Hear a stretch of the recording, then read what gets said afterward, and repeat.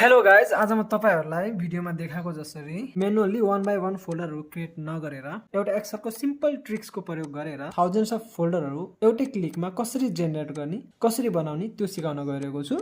त्यसको लागि मैले माइक्रोसफ्ट एक्सेल ओपन गरिसकेको छु र यहाँ मैले एउटा अर्गनाइजेसनमा रहेका जति पनि न्यू इम्प्लोयीहरु छन् उनीहरुको लागि छुट्टा-छुट्टै फोल्डर बनाउन गइरहेको छु। त्यसको लागि मैले एकातिर इम्प्लोयीहरुको नाम लेखेको छु भने अर्कोतिर डाइरेक्टरी लेखेको छु र यो डाइरेक्टरीमा चाहिँ जे नामको फोल्डर बनाउन चाहनुहुन्छ त्यो नामको अगाडि एमडी लेख्नुपर्छ र त्यो एमडी भनेको चाहिँ मेक डाइरेक्टरी हो।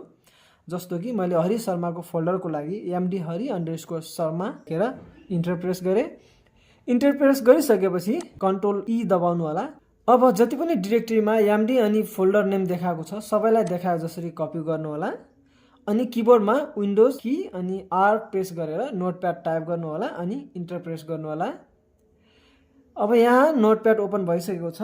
अब चाहिँ फेरि कन्ट्रोल प्लस बी प्रेस गर्नु होला। कन्ट्रोल प्लस बी प्रेस गरिसकेपछि एक्सेलमा जति पनि त्यो फोल्डरहरुको नाम बनेको थियो सबै तपाईको यहाँ पेस्ट भएर आइसकेको छ र अब यसलाई तपाईले सेभ गर्नुपर्ने हुन्छ।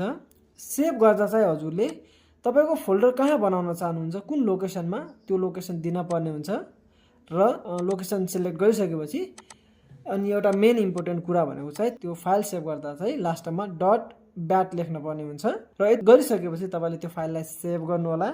अब अघि त्यो ब्याट फाइल जहाँ सेभ गर्नुभएको थियो त्यहाँ जानु होला र त्यो ब्याट फाइलमा डबल क्लिक गरेर ओपन गर्नु होला। जब तपाईले यसलाई डबल क्लिक गरेर ओपन गर्नुहुन्छ अटोमेटिक फोल्डरहरु त्यहाँ क्रिएट भइसकेको हुन्छ। तपाईले त्यहाँ देख्न सक्नुहुन्छ। अघिसम्म हामीसँग यी फोल्डरहरु थिएन भने अहिले तपाईले अघि जति पनि त्यहाँ नाम दिनुभएको थियो ती फोल्डरहरु अटोमेटिक क्रिएट भइसकेको छ। जति पनि इम्प्लोयीहरुको नाम लेख्नुभएको छ तिनीहरुको सबैको फोल्डर बन्छ त्यहाँ, चाहे त्यो 100 होस्, 1000 होस्, 2000 होस्, जति पनि। सो यसरी तपाईले वन क्लिकमै यो एक्सेलको सिम्पल ट्रिक युज गरेर तपाईले धेरै फोल्डरहरु एकैचोटी बनाउन सक्नुहुन्छ। म्यानुअली गरेर तपाईले बनाइराख्नु पर्दैन। आजको लागि यस भिडियोमा यति नै। अहिलेसम्म यो भिडियो हेरेर मलाई साथ दिनुभयो त्यसको लागि धेरै धेरै धन्यवाद।